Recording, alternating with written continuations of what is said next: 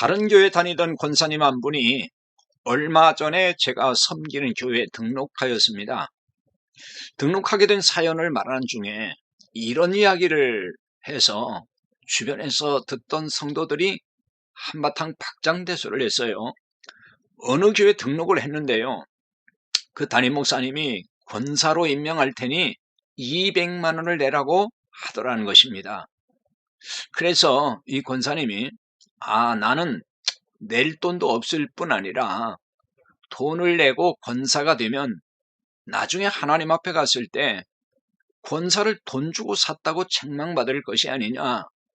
그러니 나는 권사가 되지 않겠다라면서 거절했다고 합니다.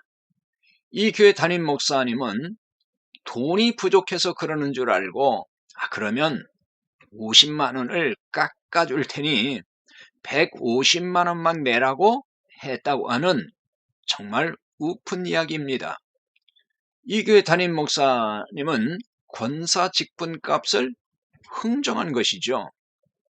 이 상황을 아무리 이해하려고 해도 이해가 안 될 뿐 아니라 분노마저 치밉니다.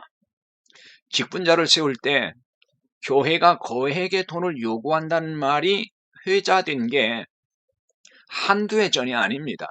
수십 년 전에도 서울의 초대형 교회에서 안수 집사 되려면 3천만 원, 장로가 되려면 5천만 원 이상의 돈을 내야 한다는 말을 당시 임직자에게 제가 들은 적이 있습니다. 근래에도 이런 병폐로 인해서 잡음이 들리는 교회가 한둘이 아니죠. 그런데 직분값을 깎아주겠다며 거래까지 했다는 이야기는 정말 아연실색하지 않을 수가 없습니다. 이것이 한국교회가 까마득한 낭떠러지로 곤도박질하는 명백한 증거가 아니기를 바랄 뿐입니다.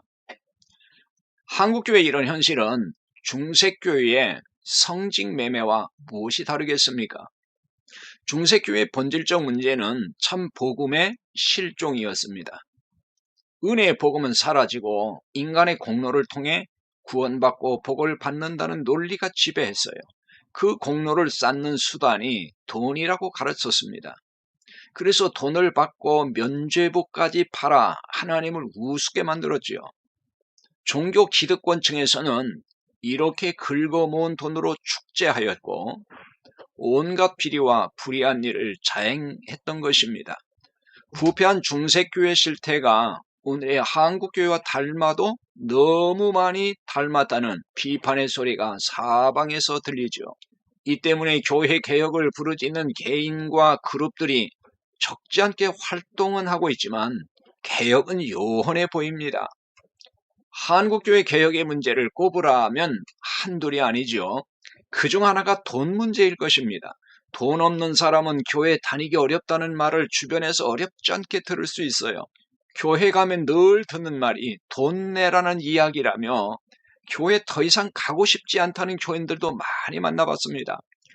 교인이 돈을 사랑하여 인색한 나머지 이런 말을 한다면 이것도 문제일 수는 있지만 목회자가 돈을 사랑하여 늘 돈 얘기를 한다면 이는 더 심각한 문제가 아닐 수가 없지요.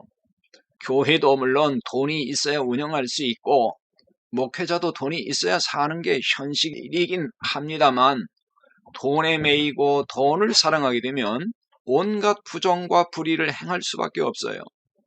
직분을 놓고 값을 흥정하는 일까지 벌어지는 게 다 돈을 사랑하는 것과 맞닿아 있습니다.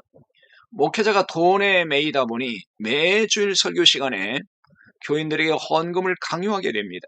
교인에게 참 생명의 복음을 전해주는 대신 돈을 많이 내면 세상에서 복받고 하나님 나라에 가서는 큰 상을 받는다고 가르치는 목회자가 얼마나 많습니까?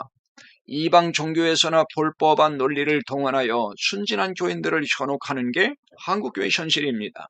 게다가 목사에게 특별한 축복권과 저주권이 있다는 가르침에 세뇌된 교인들이 목사의 말을 듣지 아니하면 저주받을 것 같은 불안 심리에서 돈을 내기도 한다고요. 그리고 뒤에서는 또 불평하면서 힘들어합니다. 교회에서 이런 일이 벌어지는 이유는 목회자가 참 복음을 모르기 때문입니다. 복음을 제대로 안다면 결코 물질을 매개로 축복과 저주의 말을 할 수가 없지요.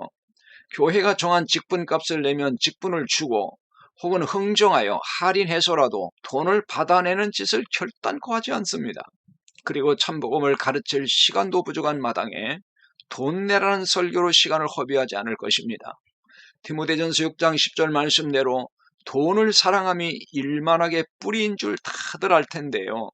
목사님들 왜들 그러십니까?